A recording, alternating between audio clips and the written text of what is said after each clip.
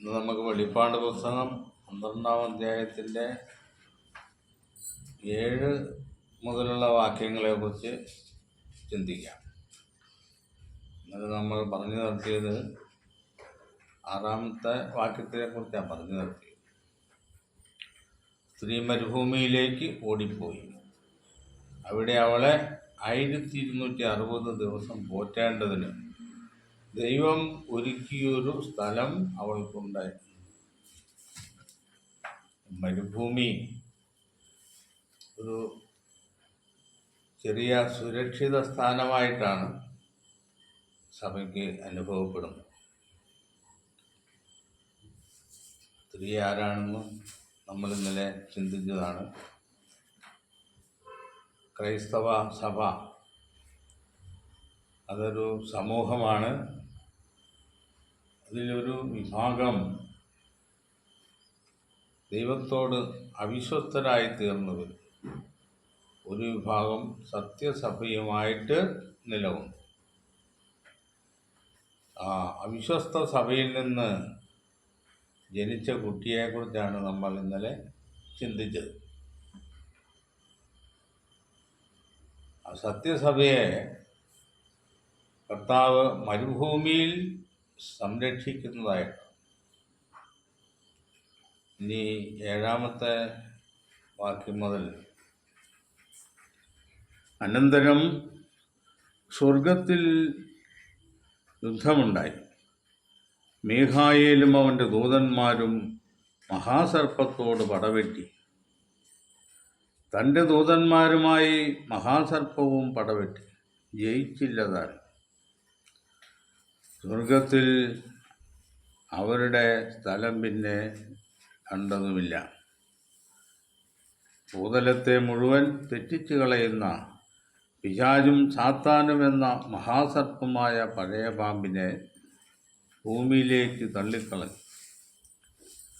അവൻ്റെ ദൂതന്മാരെയും അവനോടുകൂടെ തള്ളിക്കളഞ്ഞു. അപ്പോൾ ഞാൻ സ്വർഗത്തിൽ ഒരു മഹാശബ്ദം പറഞ്ഞു കേട്ടത്, ഇപ്പോൾ നമ്മുടെ ദൈവത്തിൻ്റെ രക്ഷയും ശക്തിയും രാജ്യവും അവൻ്റെ ക്രിസ്തുവിൻ്റെ ആധിപത്യവും തുടങ്ങിയിരിക്കുന്നു. നമ്മുടെ സഹോദരന്മാരെ രാപ്പകൽ ദൈവസന്നിധിയിൽ കുറ്റം ചുമത്തുന്ന അപവാദിയെ തള്ളിക്കളഞ്ഞുവല്ലോ. അവർ അവനെ കുഞ്ഞാടിൻ്റെ രക്തം ഹേതുവായിട്ടും തങ്ങളുടെ സാക്ഷ്യം ഹേതുവായിട്ടും ജയിച്ചു. മരണപര്യന്തം തങ്ങളുടെ പ്രാണനെ സ്നേഹിച്ചതുമില്ല. ആകയാൽ സ്വർഗവും അതിൽ വസിക്കുന്നവരുമായുള്ളവരെ ആനന്ദിപ്പിൻ. ഭൂമിക്കും സമുദ്രത്തിനും അയ്യോ കഷ്ടം! പിശാച് തനിക്ക് അല്പകാലമേയുള്ളൂ എന്നറിഞ്ഞ് മഹാക്രോധത്തോടെ നിങ്ങളുടെ അടുക്കൽ ഇറങ്ങി വന്നിരിക്കുന്നു.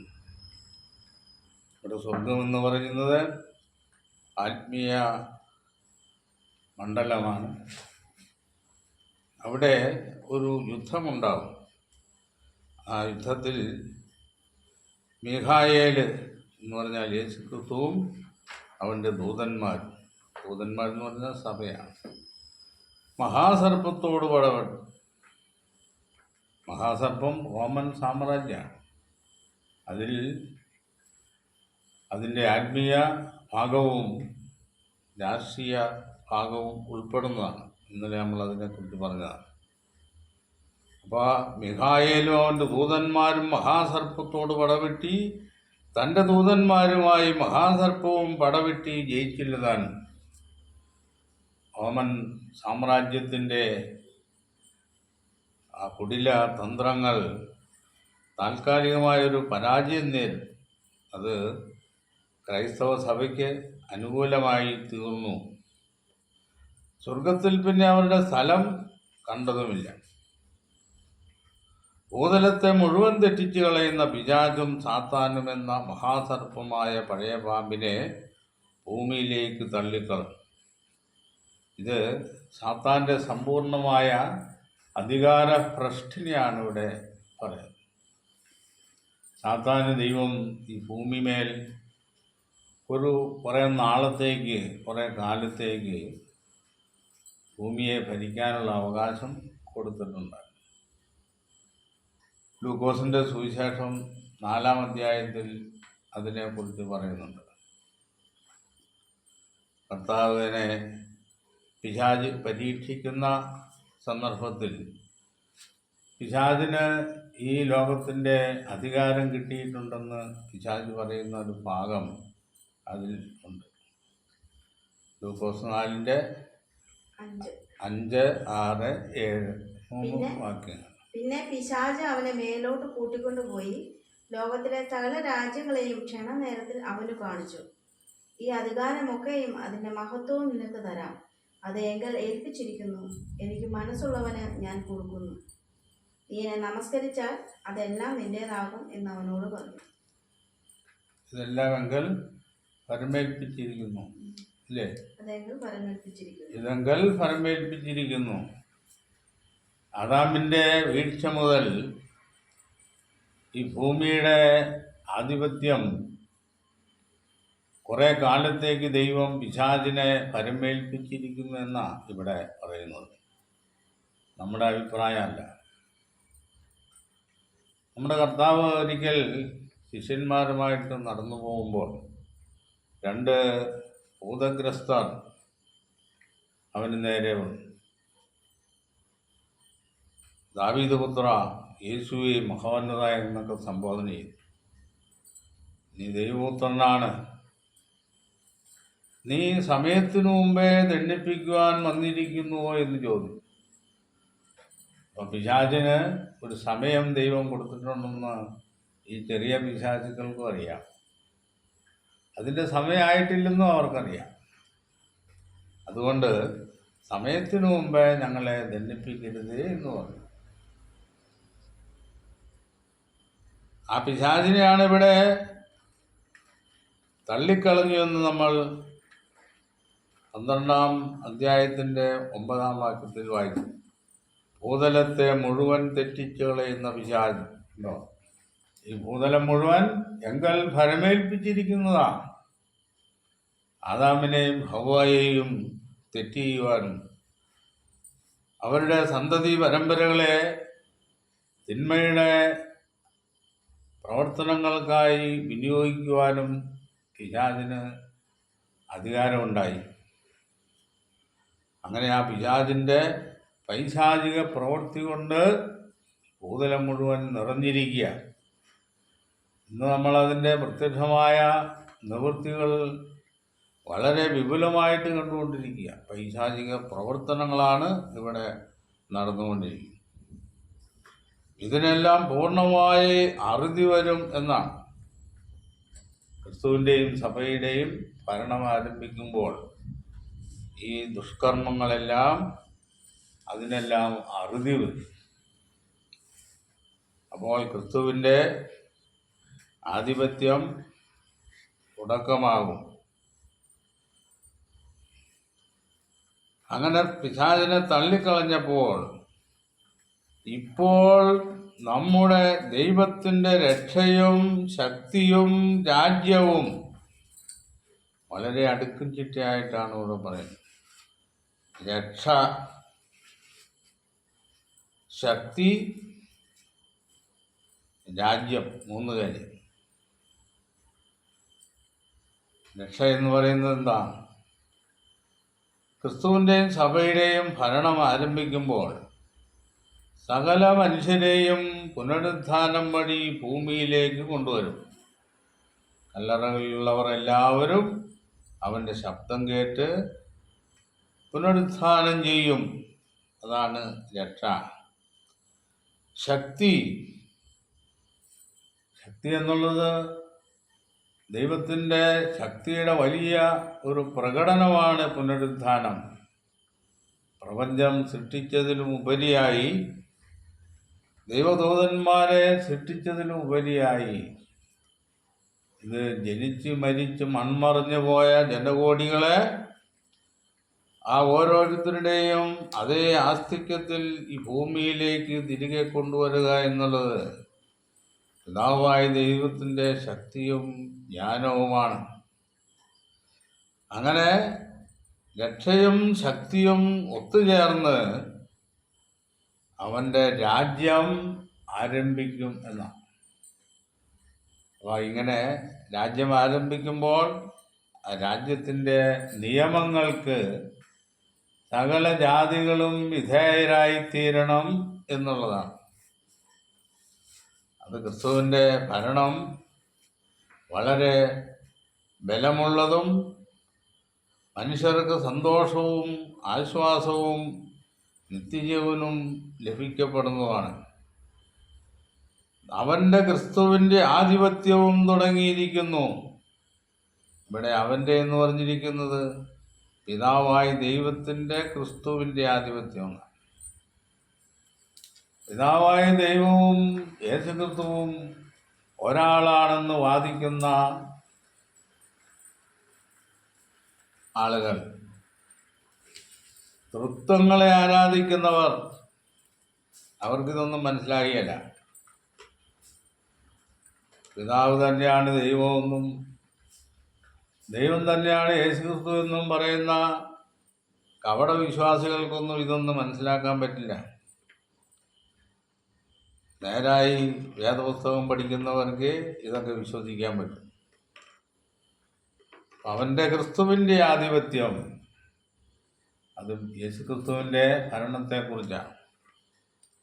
അവൻ്റെ ക്രിസ്തുവിൻ്റെ ആധിപത്യം തുടങ്ങിയിരിക്കുന്നു. നമ്മുടെ സഹോദരന്മാരെ രാപ്പകൽ ദൈവസന്നിധിയിൽ കുറ്റം ചുമത്തുന്ന അപവാദിയെ തള്ളിക്കളഞ്ഞുവല്ലോ. പിശാചിൻ്റെ മറ്റൊരു പര്യായ പേരാണ് അപവാദി. അവൻ അപവാദമേ പറയൂ. അവൻ സത്യം പറയല, അവൻ നേര് പറയല, അവൻ പോഷ്ക പറയുള്ളൂ. അവൻ്റെ ആ പോഷ്കിന് അറുതി വരുത്തും. അവനെ 1000 ആണ്ട് ചങ്ങലയിട്ട് ബന്ധിക്കുമ്പോൾ ആ പോഷ്കിന് അറുതിയാകും. അവർ അവനെ കുഞ്ഞാടിൻ്റെ രക്തം ഹേതുവായിട്ടും തങ്ങളുടെ സാക്ഷ്യവചനം ഹേതുവായിട്ടും ജയിച്ചു. ആര്? ദൈവത്തിൻ്റെ ജനം ആയിത്തീർന്നവർ, ക്രിസ്തുയേശുവിൽ വിശ്വാസമർപ്പിക്കുന്നവർ അങ്ങനെയായി. സഭ അങ്ങനെയായി നേരത്തെ തീർന്നവരാണ്, പിശാചിനെ ജയിച്ചവരാണ്. യേശുക്രിസ്തുവിൻ്റെ ബലി മുഖാന്തരം, യേശുക്രിസ്തുവിൻ്റെ ബലിമരണത്തിലുള്ള വിശ്വാസം മുഖാന്തരം അവർ ഈ അനാചാരങ്ങളെയും അസത്യങ്ങളെയും എല്ലാം ജയിച്ച് സത്യവചനം ഹേതുവായിട്ട് ജയിച്ചവരാണ്. അങ്ങനെ ജയിച്ചവർ മരണപര്യന്തം തങ്ങളുടെ പ്രാണനെ സ്നേഹിച്ചില്ല. അവർ സകലത്തിനും ഉപരിയായി ക്രിസ്തുവിൻ്റെ വചനത്തിനു വേണ്ടി രക്തസാക്ഷികളായി തീർന്നവരാണ്. ആകയാൽ സ്വർഗവും അതിൽ വസിക്കുന്നവരുമായുള്ളവരെ ആനന്ദിപ്പിൻ. ഭൂമിക്കും സമുദ്രത്തിനും അയ്യോ കഷ്ടം. ഇവിടെ ദൈവത്തിൻ്റെ വചനത്തിന് വിരോധമായി നിൽക്കുന്ന ഏതെല്ലാം പ്രസ്ഥാനങ്ങളുണ്ടോ, ഇന്നും നിലനിൽക്കുന്നുണ്ടോ, അതിനെല്ലാം കഷ്ടമാണ്. ആ കഷ്ടത്തിന് പാത്രമാകുന്നതെല്ലാം അത് നഷ്ടപ്പെടും, അത് നശിച്ചു പോകും. ഇതെല്ലാം ക്രിസ്തുവിൻ്റെ ഭരണത്തിന് വേണ്ടിയിട്ടാണ്. അത് ലാസ്റ്റാണ് പറയുന്നത്, പിശാച് തനിക്ക് അല്പകാലമേയുള്ളൂ എന്നറിഞ്ഞ് മഹാക്രോധത്തോടെ നിങ്ങളുടെ അടുക്കൽ ഇറങ്ങി വന്നിരിക്കുന്നു. നമ്മൾ വായിച്ചില്ലേ ലൂക്കോസിൻ്റെ സുവിശേഷത്തിൽ, പിശാച് തനിക്ക് അല്പകാലമേ ഉള്ളെന്നറിഞ്ഞ് നിങ്ങളുടെ അടുക്കൽ മഹാക്രോധത്തോടെ ഇറങ്ങി വന്നിരിക്കുന്നു. തൻ്റെ കോപത്തിൻ്റെ ആ പാരമ്യം പ്രവർത്തിച്ച് കാണിക്കുന്നതിന് വേണ്ടി. ഇന്നും ആ പിശാചിൻ്റെ പൈശാചികമായ പ്രവർത്തനങ്ങൾ ഇന്ന് ഭൂമിയിൽ നടമാടിക്കൊണ്ടിരിക്കുന്നു.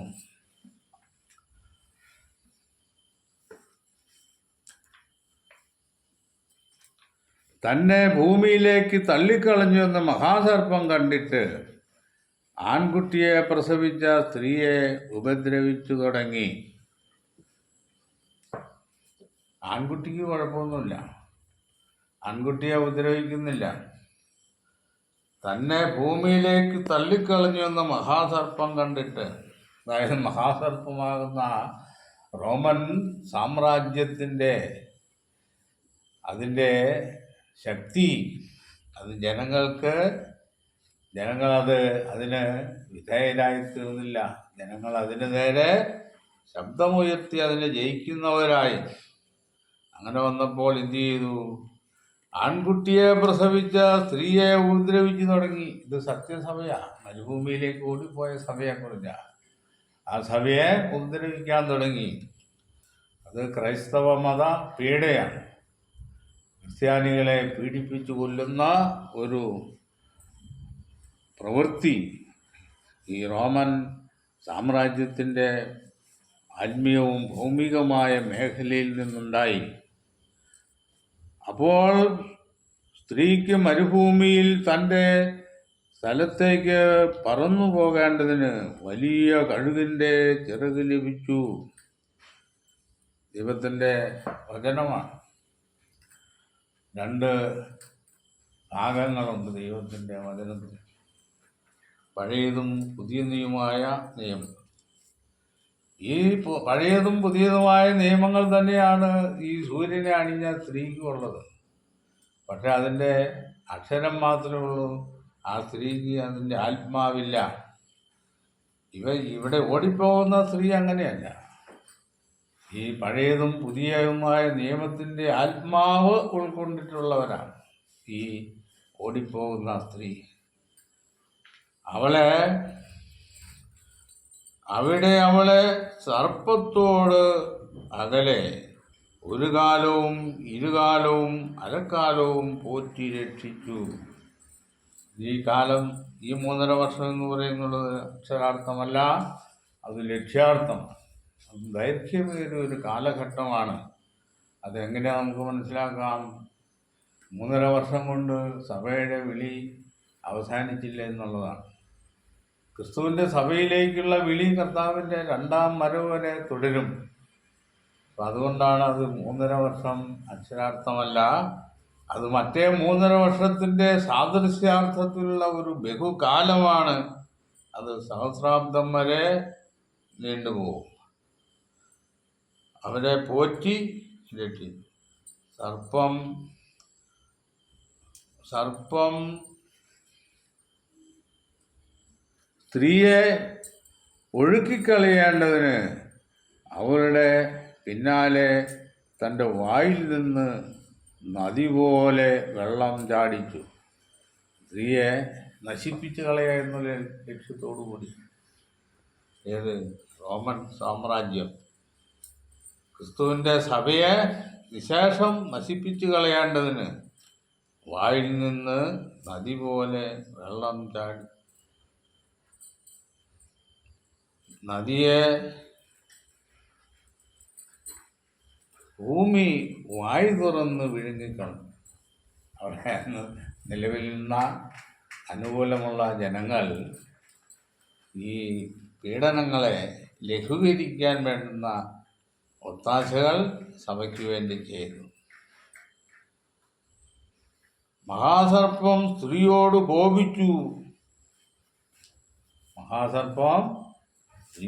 കോപിച്ചു. സത്യസഭയോട്. വ്യാജസഭയ്ക്ക് കുഴപ്പമില്ല, മഹാസർപ്പത്തിൻ്റെ തണലിൽ തന്നെ നിൽക്കണം. എന്നിട്ടിവിടെ പറയുന്നത്, ദൈവകൽപ്പന പ്രമാണിക്കുന്നവരും യേശുവിൻ്റെ സാക്ഷ്യമുള്ളവരുമായി അവരുടെ സന്തതിയിൽ ശേഷിപ്പുള്ളവരോട് യുദ്ധം ചെയ്യുവാൻ പുറപ്പെട്ടു. അവൻ കടൽപ്പുറത്തെ മണലിന്മേൽ നിന്നു. ഒരു പ്രതിയോഗി കർത്താവിൻ്റെ സഭയിൽ ശേഷിപ്പുള്ളവരെ, അക്കാലത്ത് ജീവിച്ചിരുന്നവരെ തീർത്ത് കളയുവാൻ പൊരുതേണ്ടതിന് ഈ ഐഹിക സാമ്രാജ്യത്തിൻ്റെ ശക്തി അത് മണലിന്മേൽ നിന്ന് പൊരുതുമ്പോൾ ഒരു കുഴപ്പമുണ്ട്.